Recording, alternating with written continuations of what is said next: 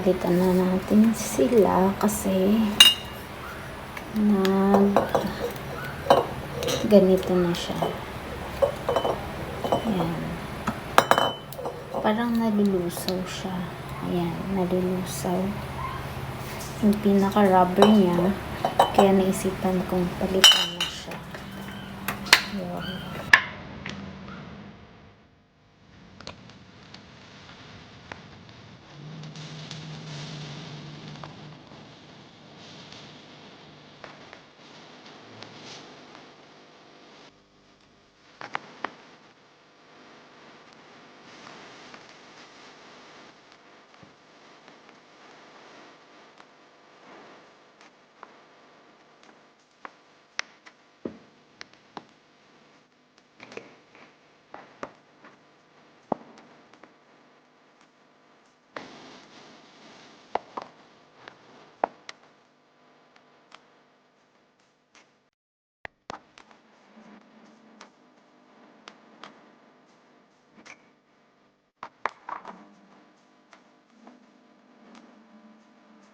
Ito na nga yung ipapalit natin doon sa ating bokeh. Battery container.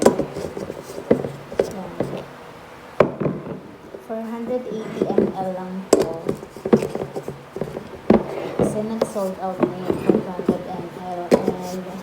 And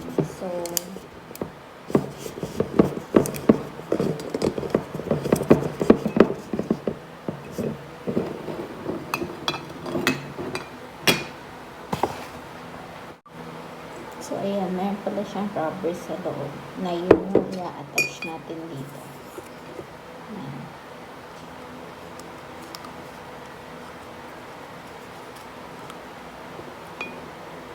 Ayan siya. Para maglalak.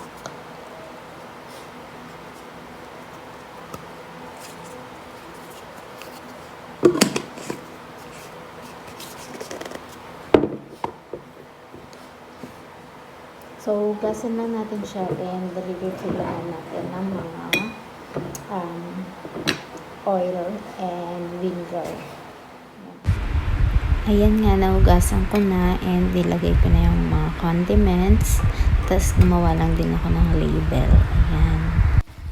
Dahil hindi na kasya yung aking bagong bottle container doon sa aking dating bamboo rack holder, bumili na rin ako ngayon ng bago na kakasya sa kanya, yung fit talaga. Mas malapad na kasi yung bottle container ko ngayon compare yung sa dati. Yun, kaya hindi siya kakasya doon sa dati kong bamboo rack. And now, ayan, mas malapad na to and mas makapal yung pagkakabamboo niya. Ayan. Easy lang din to i-assemble, i-screw lang din siya gaya ng dati.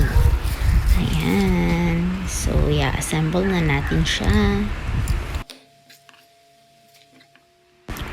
And yan nga, finally, na-assemble na natin siya. Ang cute nung pagkaka-bamboo rack niya. Meron pa siyang pa-heart sa gilid.